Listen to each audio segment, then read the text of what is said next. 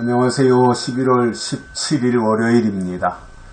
한 주간을 또 새로운 마음과 각오로 출발하는 날입니다.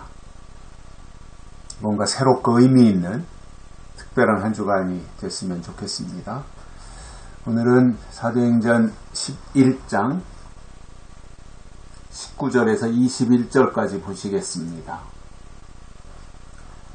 때에 스데반의 일로 일어난 환란을 인하여 흩어진 자들이 베니게와 구브로와 안디옥까지 이르러 도를 유대인에게만 전하는데, 그 중에 구브로와 구레네 몇 사람이 안디옥에 이르러 헬라인에게도 말하여 주 예수를 전파하니 주의 손이 그들과 함께 하심에 수다한 사람이 믿고 주께 돌아오더라. 아멘.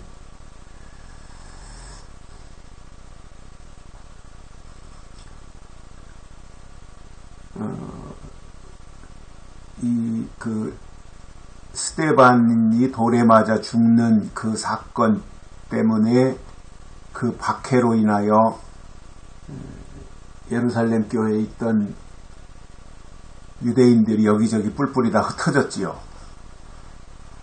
그래서 사실상 마가다락방에 성령이 임하고, 그리고 초대교회가 세워지고 할 때는 모이는 교회였어요. 모이는 교회.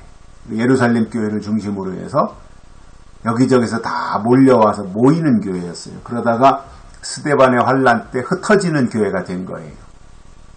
모여있으면 핍박이 이만저만이 아니니까 그때 뿔뿔이 다 흩어진 거예요. 그래서 흩어진 교회가 됐어요. 그것은 이제 디아스포라 이렇게 말하죠. 흩어진 유대인들, 디아스포라.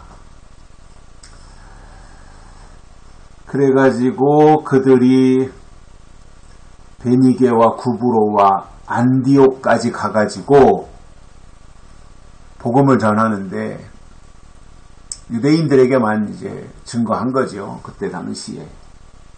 그런데 그 중에서, 그때 흩어졌던 사람들 중에서 구브로와 구레네 몇 사람이 안디옥에 가가지고, 안디옥이라고 하는 지역에서 헬라인들에게도 말하여 주 예수를 전파하는 일을 한 겁니다. 헬라인들에게. 헬라이니까 지금은 그리스 사람들이죠. 그리스 사람들에게 주 예수를 전파했어요. 예수님이 누구시냐? 이걸 전파한 거예요. 예수님이 하나님의 아들이시다. 예수님이 우리의 죄를 대신 짊어지고 십자가에 죽으셨다. 그 죽은 예수님이 3일 만에 부활하셨다. 부활하신 예수님이 40일 동안 함께 계시다가 승천하셨다. 뭐 이러한 내용을 다 증거한 거예요. 결국 예수를 전파했다고 하는 것은 예수님 이거 말한다고 그게 전파되는 것이 아니라 예수의 생애를 전파한 거죠. 예수님의 삶이 어땠는가, 예수님이 누구신가, 이거를 전파한 거예요. 그게 사실은 이제 복음의 핵심이 되는 거죠. 복음, 복된 소식. 복된 소식이라는 게 예수 소식이잖아요. 예수님이 누구신가. 이것을 헬라인에게도 전파한 겁니다. 그러니까 그 흩어진 유대인들의 역할이 있었던 거죠. 왜냐하면 모여있으면 좋긴 해요. 자기들끼리 모여가지고 떡도 해먹고 밥도 해먹고 국수도 삶아먹고 그렇게 해서 모여있으면 얼마나 신나겠어요. 그리고 매일 날마다 새로운 사람들이 와서 등록하고, 그러니까 초대교회가 얼마나 재밌었겠어요. 같이 모여서 떡을 떼고 기도하고 이런 생활.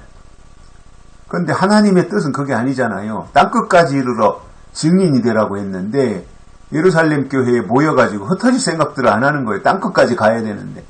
그러니까 스데반의 박해를 통해서 이제 흩어지게 만드신 거지요.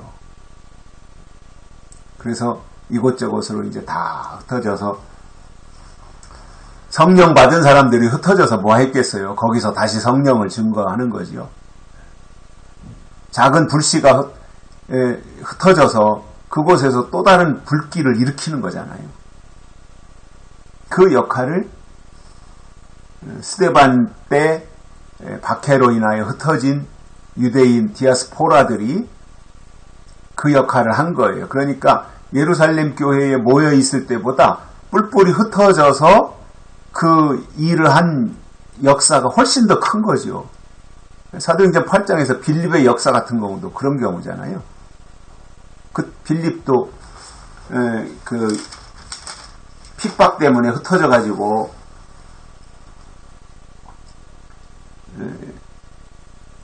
사마리아 성으로 내려가서 거기서 그리스도를 전파한 거잖아요. 빌립이.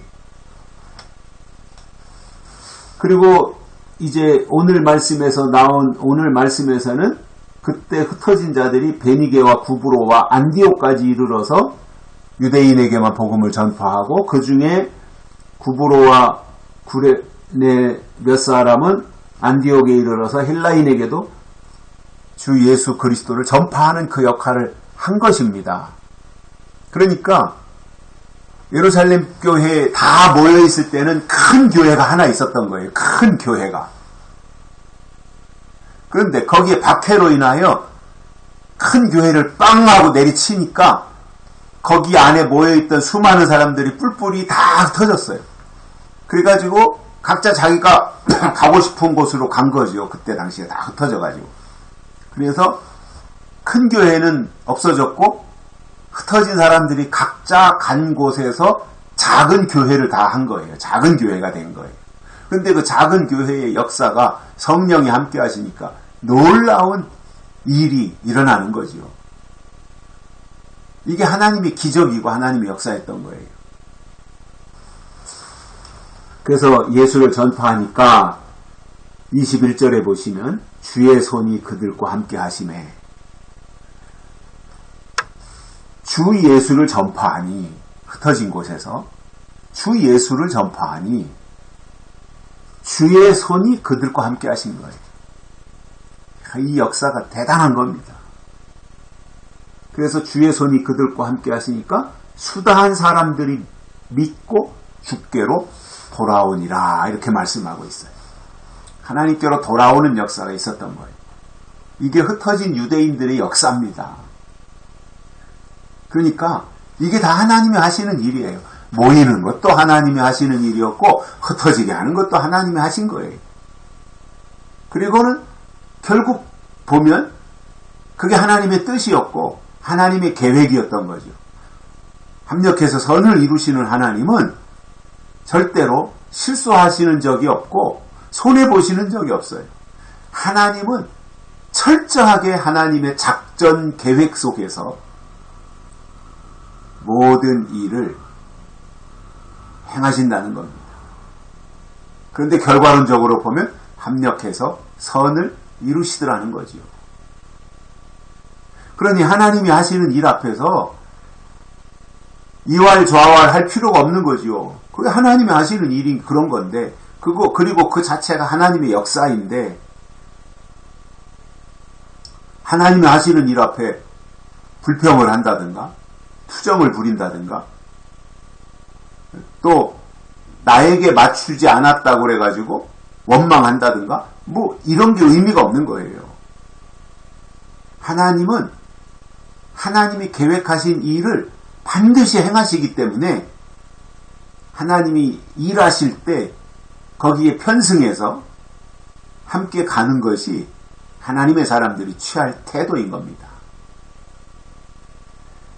이 스데반의 박해는 굉장히 아프고 힘든 일이었지만 그것을 통해서 뿔뿔이 흩어져서 땅끝까지 복음을 증거하는 증인의 삶을 살도록 하나님이 이렇게 이끌고 가셨고 그곳에서 예수를 증거할 때에 주의 손이 그들과 함께 하셔서 많은 사람들이 믿고 주께로 돌아오는 역사가 일어났고 이것이 초대교회의 산 모습들이었습니다. 여기까지 하겠습니다. 고맙습니다.